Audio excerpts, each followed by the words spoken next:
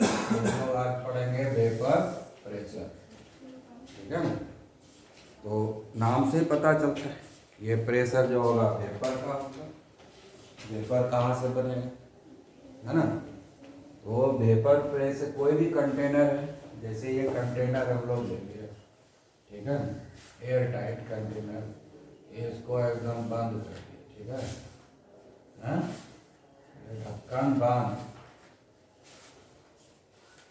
अब यहाँ पर लिक्विड है, ये लिक्विड है।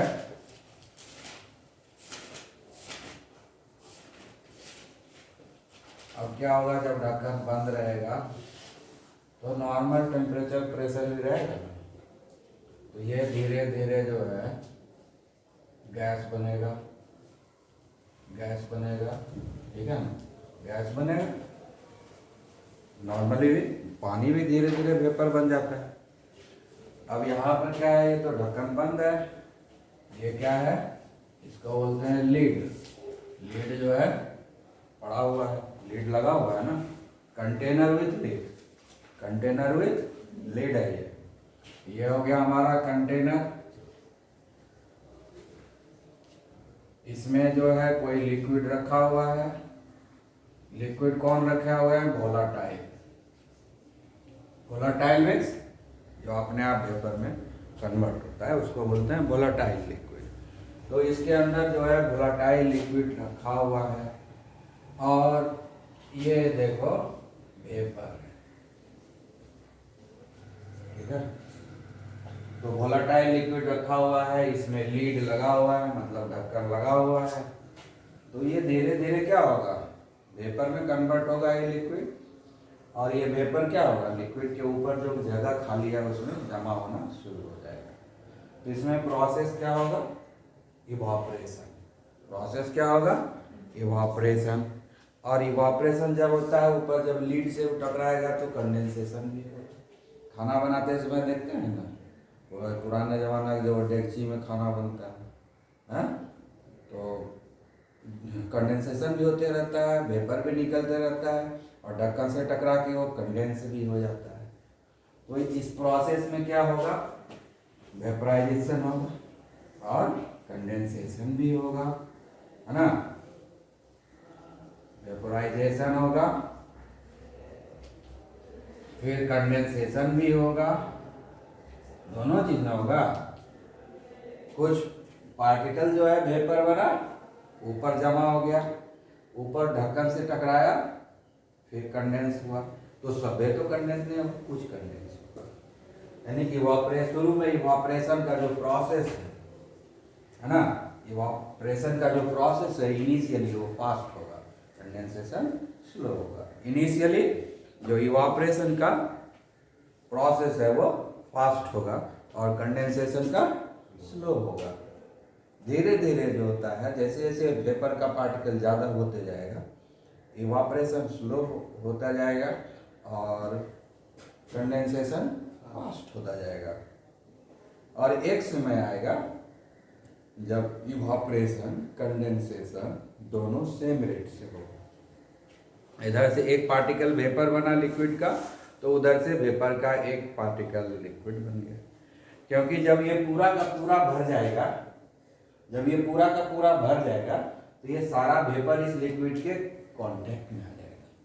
शुरू में क्या होगा, वेपर ऊपर जमा होगा, कांटेक्ट में नहीं रहेगा, लेकिन धीरे धीरे तो ये पूरा जो खाली जगह है वेपर से भर जाएगा, ठीक है ना। जब ये वेपर से भर जाएगा तो इस लिक्विड के कांटेक्ट में आ जाएगा वो वेपर। तो लिक्विड जो वेपर जो लिक्विड के कांटेक्ट में है वो कंडेंस करेगा, और जो लिक्विड वेपर के कांटेक्ट में है वो वेपर बनेगा। तो एक मॉलिक्यूल अगर वेपर बन गया लिक्विड का, तो एक मॉलिक्यूल वेपर का लिक्विड बन गया।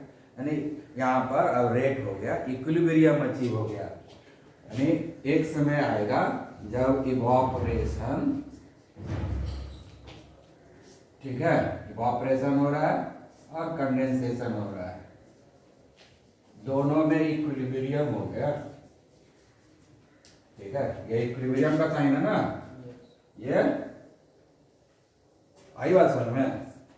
ये जब अचीव हो गया, जब ये अचीव हो गया इक्विलिब्रियम, ये डायनामिक कंडीशन है, ये कभी बदलेगा नहीं। कभी भी वेपराइजेशन बंद नहीं होगा, कभी भी कंडेंसेशन बंद नहीं होगा, लेकिन हमको लगेगा कि बंद हो गया। ठीक है, एक समय के बाद एकदम भर गया, अब कोई इवैपोरेशन नहीं हो रहा है ना। आई बात समझ में, पता ही नहीं चलेगा, लगेगा कुछ नहीं हो रहा है, अब कुछ नहीं हो रहा है। आई बात समझ में, लगेगा इवैपोरेशन भी नहीं हो रहा है, अब कंडेंसेशन भी नहीं हो रहा है। हमको जरूर लगेगा, लेकिन रियलिटी में ऐसा होता नहीं है। अगर उसको माइन्यूटली ऑब्जर्व करेंगे तो दिखाई पड़ेगा कि वेपराइजेशन भी हो रहा है और कंडेंसेशन भी हो रहा है, लेकिन दोनों का रेट जो है वो सेम हो गया, इसलिए हमको पता नहीं चलता, लगता है कुछ नहीं हो रहा है, अस्थिर हो गया, बंद हो गया। ठीक है ना। जब ये कंडीशन आ गया इक्विलिब्रियम का, ये तो वेपर है ना, गैस है ना, वेपर मतलब क्या हुआ, गैस है वो, तो गैस तो प्रेशर एग्जर्ट करता ही है वॉल ऑफ द कंटेनर पर। ठीक है ना, तो क्या होगा, ये तो बंद है, वेपर तो निकल नहीं रहा है बाहर, तो वो प्रेशर तो एग्जर्ट करेगा। मालूम है ना वेपर क्या करता है, सारे डायरेक्शन में सेम प्रेशर एग्जर्ट करता है। लिक्विड जो है बगल में और नीचे में प्रेशर एग्जर्ट करता है, सॉलिड सिर्फ बॉटम में एग्जर्ट करता है प्रेशर, सॉलिड से बॉटम पार्ट पर प्रेशर को एग्जर्ट करता है।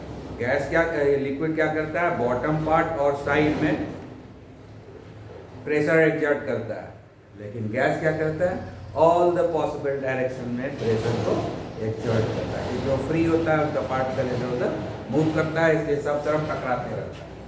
प्रेशर तो वही है ना, कोलिजन विद द कंटेनर है ना, जो गैसियस पार्टिकल है उसका जो कोलिजन हो रहा है वही तो उसका प्रेशर है। ठीक है ना। हाँ, तो जब ये इक्विलिब्रियम अचीव हो जाएगा, उस समय जो हम इसमें बैरोमीटर लगा कर रखेंगे, उस समय जो इसके अंदर प्रेशर होगा उसी को हम वेपर प्रेशर बोलेंगे, क्योंकि यहाँ जो प्रेशर हो रहा है वेपर के चलते हो रहा है। वेपर प्रेशर किसके ऊपर डाल रहा है, अपने ही लिक्विड के ऊपर। सो vapour pressure is the pressure exerted by vapour on it's liquid, on its own liquid, अपने ही लिक्विड के ऊपर वो प्रेशर दे रहा है। यानी यहां पर ऐसा गैस है जो अपने ही लिक्विड पर वो प्रेशर एग्जर्ट कर रहा है, इसी को वेपर प्रेशर बोलते हैं। सो vapour pressure is the pressure exerted by vapour on its own liquid. समझ गए, आई बात समझ में। ये हो गया वेप, और अगर वोलाटाइल लिक्विड रहेगा तभी तो प्रेशर होगा। अब ऐसा लिक्विड रहेगा जो वेपर बनता ही नहीं है, तो कैसे होगा। पानी रखा रहेगा वेपर प्रेशर तो होगा, अब तेल रख देंगे तो वेपर बनेगा नहीं अपने से, उसको गर्म करेंगे तब वेपर बनेगा। ठीक है ना। तो ये तो नॉर्मल कंडीशन में वेपर प्रेशर निकालेंगे किसी का, कोई हीटिंग वगैरह कुछ नहीं कर रहे हैं। आई बात समझ में, मतलब समझना क्या है कि at the equilibrium between evaporation and condensation, at the equilibrium between evaporation and condensation, the pressure exerted by vapor on its own liquid in a closed container is known as vapor pressure. Understood? At the equilibrium between condensation and evaporation or vaporization, the pressure exerted by vapor on its own liquid in a closed container is known as vapor pressure. समझ में आ गया, आई बात समझ में, vapour pressure समझ में आ गया, clear. तो ये याद रखो कि वेपर प्रेशर कब हम लोग मेजर करते हैं, जब तक इक्विलिब्रियम में नहीं आएगा वेपर प्रेशर मेजर नहीं कर सकते हैं। तो we have to wait till the equilibrium between condensation and evaporation achieved. ठीक है, once it is achieved then only you calculate this pressure, that would be called vapor pressure. आ गया समझ में। अब देखो वेपर प्रेशर ये नॉर्मल कंडीशन हुआ, अगर हम हीट कर देंगे इसी को तो इवापोरेशन की जगह वेपराइजेशन लिखेंगे। हम इसमें हीट नहीं कर रहे हैं, नॉर्मली ऐसे ही छोड़ दिए, ठीक है ना। लेकिन जब हम हीट करेंगे तो वेपर ज़्यादा बनेगा और जल्दी जो है इक्विलिब्रियम अचीव हो जाएगा। वेपर भी ज़्यादा बनेगा और इक्विलिब्रियम भी जल्दी अचीव हो जाएगा। आई बात समझ में? तो उस केस में हम लोग इवापोरेशन की जगह वेपराइजेशन लिखेंगे, तब वेपर प्रेशर तो डिफरेंट होगा। लेकिन वो वेपर प्रेशर मेंटेन कब तक रहेगा? जब तक ये हीट करते रहेंगे, नहीं तो फिर वेपर प्रेशर घट जाएगा जैसे ही टेम्परेचर कम हो जाएगा, ठीक है ना। हाँ, क्लियर? तो वेपर प्रेशर समझ में आ गया? हाँ, तो वोलाटाइल लिक्विड जरूरी है वेपर प्रेशर के लिए। अब क्या है, मान लो इसमें एक, अभी तो हम एक ही लिक्विड लिए है ना, अभी तो एक ही लिक्विड लिए हैं, इसमें एक से ज़्यादा भी लिक्विड ले सकते हैं ना। जैसे एसीटोन भी मिला देंगे, एल्कोहल भी मिला देंगे, वाटर भी मिला देंगे, 3 चीज़ ले लिए, एसीटोन, एल्कोहल एंड वाटर, ये तीनों चीज़ लेंगे, तीनों वोलेटाइल है। एल्कोहल और एसीटोन ज़्यादा वोलेटाइल है, सबसे ज़्यादा वोलेटाइल एसीटोन है, क्योंकि इंटरन्यूक्लियर फोर्स ऑफ अट्रैक्शन जो एसीटोन में, जो वंडर वाल फोर्स ऑफ अट्रैक्शन है एसीटोन में, वो सबसे वीक है ना। उसमें डायपोल डायपोल इंटरेक्शन है, जबकि एल्कोहल में हाइड्रोजन बॉन्ड मजबूत हो गया है ना। वाटर में भी हाइड्रोजन बॉन्ड है, एल्कोहल से ज़्यादा स्ट्रॉन्ग हाइड्रोजन बॉन्ड वाटर में है। तो सबसे कम वोलेटाइल वाटर हुआ, उससे थोड़ा ज़्यादा वोलेटाइल एल्कोहल हुआ, और एल्कोहल से भी ज़्यादा वोलेटाइल एसिड। तीनों हम इक्वल क्वांटिटी में ले लेंगे। इसमें 1 मोल ले लिए, केमिस्ट्री में तो हम लोग सब कुछ मोल से ही नापते हैं, है ना। तो 1 मोल एसीटोन ले लिए, सपोज करो 1 मोल, या 10 मोल ले लिए सब, ठीक है, इक्वल क्वांटिटी में ले लिए, ठीक है, और एक ही कंटेनर में रख दिए, तो सब तो इवापोरेट करेगा, तो सारे वेपर का प्रेशर यहाँ पर हमको नजर आएगा।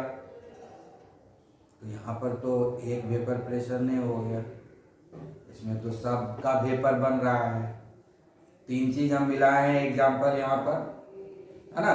क्या क्या लिए हैं?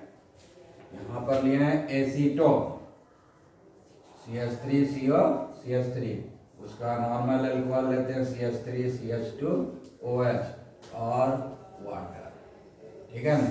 तो तीनों का ना वेपर बनेगा, ये तीनों का वेपर बनेगा, तो टोटल वेपर प्रेशर का यहाँ बात करेंगे ना, क्योंकि तीनों का वेपर बनेगा, तीनों ना वेपर प्रेशर देगा, तो टोटल वेपर प्रेशर की बात करेंगे इसमें।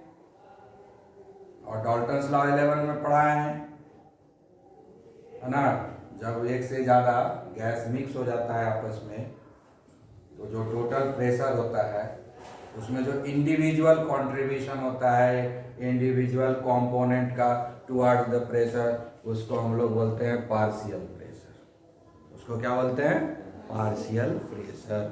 तो जो इंडिविजुअल कंट्रीब्यूशन होगा इस तीनों का अपना अपना टोटल वेपर प्रेशर में, तो उसको हम बोलेंगे पार्शियल वेपर प्रेशर। हम तीनों अमाउंट तो सेम लिए हैं, लेकिन तीनों वोलेटाइल अलग अलग है, कोई ज़्यादा वोलेटाइल है, कोई कम वोलेटाइल है, तो तीनों का सेम अमाउंट में वेपर नहीं बनेगा। आई बात समझ में? तीनों का सेम अमाउंट में वेपर नहीं बनेगा। जिसका वेपर ज़्यादा होगा उसका प्रेशर में कंट्रीब्यूशन ज़्यादा होगा, जिसका वेपर कम बनेगा उसका कंट्रीब्यूशन वेपर प्रेशर में कम होगा। तो अगर वोलेटिलिटी का जो नेचर है वो डिफरेंट है, तो गैस भी डिफरेंट अमाउंट में बनेगा, वेपर भी डिफरेंट अमाउंट में बनेगा। तो इसीलिए इंडिविजुअल कंट्रीब्यूशन तीनों का टोटल वेपर प्रेशर में डिफरेंट होगा, तीनों का डिफरेंट होगा, इसलिए तीनों का पार्शियल वेपर प्रेशर डिफरेंट होगा, तीनों मिला करके टोटल वेपर। तो वर्ड हम लोग अब क्या यूज करेंगे? जब मिक्सचर ऑफ लिक्विड लेंगे तो हम वर्ड यूज करेंगे टोटल वेपर प्रेशर, और इंडिविजुअल जो वेपर प्रेशर का कंट्रीब्यूशन है उसको हम लोग बोलेंगे पार्शियल वेपर प्रेशर। आई बात समझ में? क्लियर? हाँ, तो वेपर प्रेशर क्या है, पार्शियल वेपर प्रेशर क्या है, समझ में आ गया? क्लियर? Understood this? ठीक है। तो हम लोग को तो जो सिलेबस में है वो बाइनरी सॉल्यूशन ही पढ़ना है, एक सॉल्यूट होगा और दूसरा सॉल्वेंट होगा, यही पढ़ना है, दो चीज़ पढ़ना है। तो ये जो वेपर प्रेशर हुआ, जब एक से ज़्यादा लिक्विड को हम रख लेते हैं एक साथ, ठीक है ना, तो जो लॉ जो उसमें आता है उसको राउल्स लॉ बोलते हैं। ये जो वेपर प्रेशर का एक रिलेशनशिप दिया हुआ है उसके सॉल्युबिलिटी से, relationship between vapour pressure and solubility, relationship between vapour pressure and solubility is given by Raoult's law. ठीक है। तो जनरली हम लोग क्या करते हैं, सॉल्वेंट ऐसा लिक्विड लेते हैं जो नॉन वोलेटाइल। जनरली हम लोग क्या करते हैं, क्योंकि दोनों अगर ले लेते हैं वोलेटाइल तो दोनों का कंट्रीब्यूशन होगा, ठीक है। और अगर एक वोलेटाइल है एक नॉन वोलेटाइल है तो जो वोलेटाइल है उसी का कंट्रीब्यूशन होगा। दोनों वोलेटाइल है सॉल्यूट और सॉल्वेंट तो दोनों का कंट्रीब्यूशन होगा vapour pressure, total vapour pressure में। लेकिन अगर सारे लिक्विड जिसको कि आपस में हम मिक्स किए हैं सारे के सारा वोलेटाइल नहीं है तो जो वोलेटाइल है उसका सिर्फ कंट्रीब्यूशन हम देखेंगे, समझ गए ना? हाँ, तो इसलिए हमको देखना पड़ेगा कि जिस लिक्विड सॉल्यूशन जो बनाए हैं, पहले हम लोग लिक्विड सॉल्यूशन पढ़ेंगे, बाद में फिर सॉलिड लिक्विड सॉल्यूशन। हम लोग लिक्विड सॉल्यूशन पढ़ रहे हैं तो लिक्विड को जब आपस में मिक्स करेंगे तो सॉल्यूशन तो बनेगा ही। लेकिन अब उसमें जो कंपोनेंट है सॉल्यूट और सॉल्वेंट, क्या दोनों वोलेटाइल है? अगर दोनों वोलेटाइल है तो वेपर प्रेशर ज़्यादा होगा। अगर सॉल्यूट या सॉल्वेंट्स में कोई एक ही चीज़ वोलेटाइल है तो कम होगा। अगर सॉल्यूट वोलेटाइल है तो और वेपर प्रेशर कम इसलिए होगा कि सॉल्यूट कम अमाउंट में मिलाते हैं, सॉल्वेंट तो ज़्यादा रहता है ना।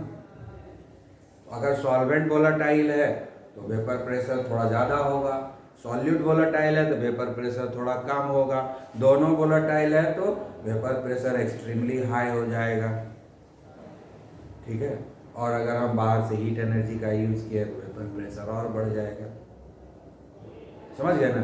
अब तो डिपेंड करता है कि वेपर प्रेशर कितना होगा, ये सब डिपेंड करता है nature of the solute and solvent पर, nature of the solute and solvent पर, और टेम्परेचर एंड प्रेशर, क्या टेम्परेचर और प्रेशर रखे हुए हैं। हाई प्रेशर रहेगा तो ज़्यादा वेपर, हाई टेम्परेचर रहेगा तो प्रेशर ज़्यादा होगा, प्रेशर हाई रहेगा तो वोलेटिलिटी उसका घट जाएगा तो इवापोरेशन कम होगा। प्रेशर को हमको कम रखना होगा और टेम्परेचर को बढ़ाना होगा अगर वेपर प्रेशर बढ़ाना है तो ये सारा कंडीशन को कंसीडर करते हुए हम लोग वेपर प्रेशर को कंसीडर करते हैं, ठीक है। अब हम नेक्स्ट पीरियड में और डिटेल में पढ़ेंगे।